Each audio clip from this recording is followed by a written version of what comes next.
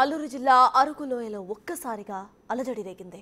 9వ తరగతి విద్యార్థి మెడ కోసేశాడు ఒక ఆగంతకుడు. అరకులోయ స్పోర్ట్స్ స్కూల్లో చదువుతున్న పొంగి సుశాంత్ మెడపై బ్లేడ్తో దాడి చేసి పరారయ్యాడు. స్నేహితులు సుశాంత్ను అరకులోయ ఏరియా హాస్పిటల్కు తరలించారు. కేసు నమోదు చేసిన పోలీసులు దర్యాప్తు చేపట్టారు.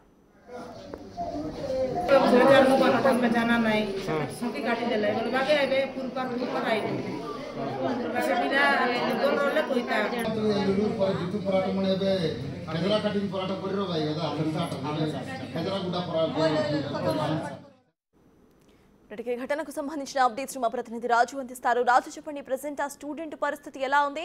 ఇక ఎవరైతే గొంతు కోసేశాడో ఆ విద్యార్థిని పట్టుకున్నారా? అసలు అప్డేట్స్ ఏంటి?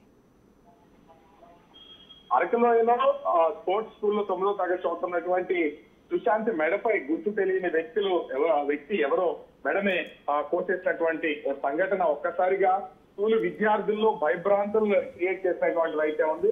ఎవరు గొంతు కొట్టారనేది ఇప్పటి వరకు తెలియదు. పోలీసులు కూడా ఈ గొంతు కోసినటువంటి వ్యక్తి ఎవరనే కోణంలో ప్రస్తుతం అయితే విచారణ చేస్తున్నటువంటి పరిస్థితి అయితే ఉంది. అయితే నిద్రిస్తున్నటువంటి సమయంలోనే ఈ గొంతు కోసి ఉండొచ్చు అనే అనుమానాలు వ్యక్తం అవుతున్నాయి. ఒక్కసారిగా గొంతు కోసి అగంతకుడు పరారైనటువంటి నేపథ్యంలో తోటి స్నేహితులే అరకు ఏరియా ఆసుపత్రికి అయితే తీసుకెళ్లారు. ప్రస్తుతం అరకు ఏరియా ఆసుపత్రిలో సుశాంత్ కు ఆ గొంతుకు సంబంధించి ఆ బ్లడ్ అనేది రాకుండా నిలుపుదల చేసి కుట్లు వేసి ప్రస్తుతం అతని ఆరోగ్య పరిస్థితులు అయితే సమీక్షిస్తున్నటువంటి పరిస్థితి అయితే ఉంది. తీసుకెళ్లే సమయానికి సుశాంత్ పరిస్థితి కొంత విషమంగా ఉన్నటువంటి నేపథ్యంలో ఒకటిన ఆక్సిజన్ ను అందించడంతో పాటుగా అతని మెడ భాగంలో మొత్తం అన్నింటినీ కూడా చెక్ చేసినటువంటి పరిస్థితి అయితే ఉంది. అయితే ఈ కేసుకు సంబంధించి ముఖ్యంగా అసలు ఎవరు గొంతు కూర్చారు అనేది ఇప్పటి వరకు తెలిసి రాలేదు. ఆ కోణంలో మాత్రం ప్రస్తుతం పోలీసులు అయితే విచారణ చేస్తున్నారు.